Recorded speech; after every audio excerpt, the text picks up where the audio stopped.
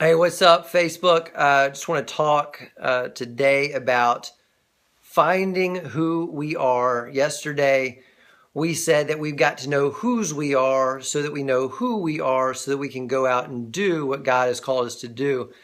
And I want to dig in a little bit more to that and say that a lot of times the reason why our search for happiness becomes this circular thing that's kind of ongoing, never ending, is because we keep digging in a well that's never going to produce water. It's like we keep, mining in a mine for gold that's never going to produce gold, when right over there we've got a mine full of gold, and if we just go over there we'd find tons of gold. But let's stay on the analogy. The analogy is water. So here's what we do in our life. We go into a well, we dig, and we're looking for water. And maybe, I don't know, maybe we find, a substitute, or maybe we find something that just tastes a little bit good, and so we think we'll find more. I don't know. But the most part, it's dry.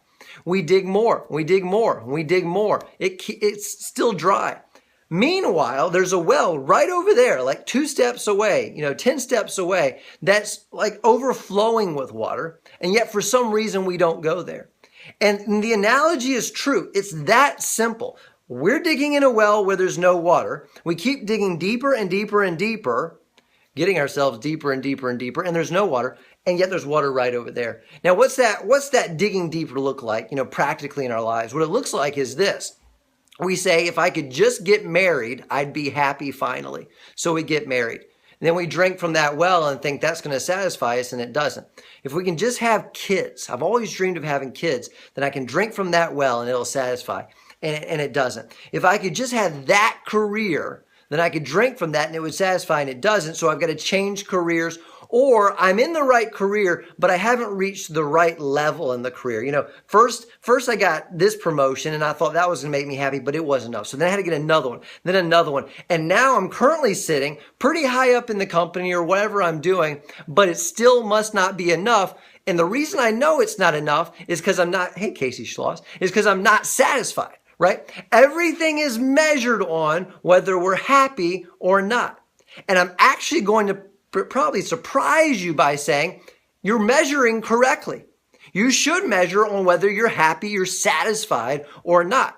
The problem is that you're going to the wrong place, that we're going to the wrong place to get happy and satisfied, and we stay there. We don't learn from the mistake. And the reason we don't learn from the mistake is because of perspective.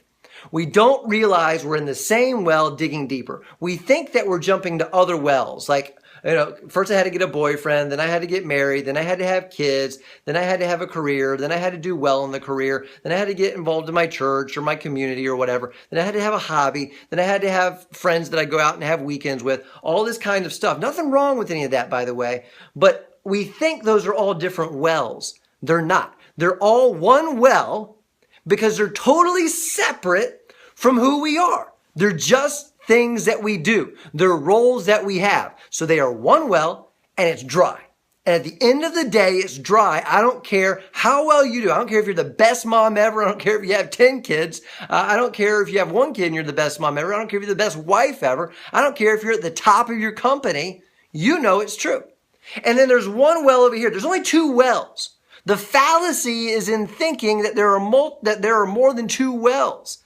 The fallacy is in thinking, I've got 100 wells to potentially drink from. How in the world in my life am I ever going to figure out what's going to make me happy? Because there's hundreds to choose from and go taste, see if there's any water for me to drink from. That's not true. There's only 2.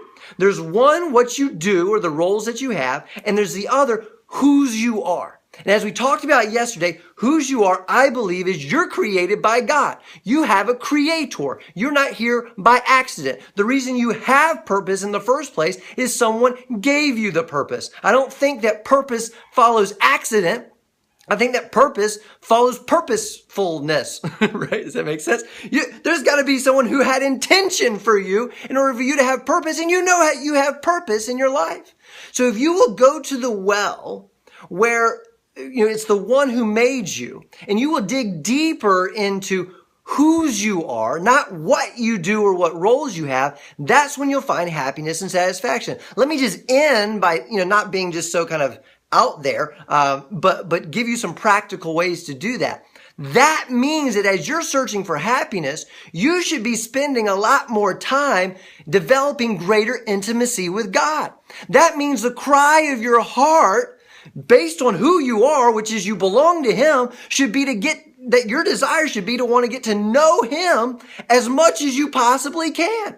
You should have a cry in your heart to pray more, a cry in your heart to pray for others more, a cry in your heart to read the Bible, I believe, because I believe my Creator, wrote it. You should have a cry in your heart to fellowship with other people who are also His sons and daughters, this kind of stuff, right? Your number one desire every day when you wake up and throughout your day should be, I want to know you more, because knowing you more lets me know me more, because I belong to you. And if I can know you more, I can know me more. And that's it. That's where I can stop. That's happiness. That's satisfaction. Everything else flows out of that. And I can go do my roles. I can go do my things. And it's not even a question if I'm going to have to take, because I can give so much. So let's just end with the thought that there are not 100 wells, okay? You don't need to go try them all out. I can promise you there's one that has water, all the others don't, all right? One has water, all the others don't. All the others are there. Let me just blow our minds here for a second. All the other wells are there for you to pour water into them. Bam. All the other wells are there, for us to pour water into them. Where do we get the water? From the other well over there that's full of water. That's whose we are. Then go into what you do and pour out. Pour out. Stop going into the wells that don't have any water and looking for water. Go to the well that has it. Pour in the ones that don't. That's it. All right. Thanks, guys.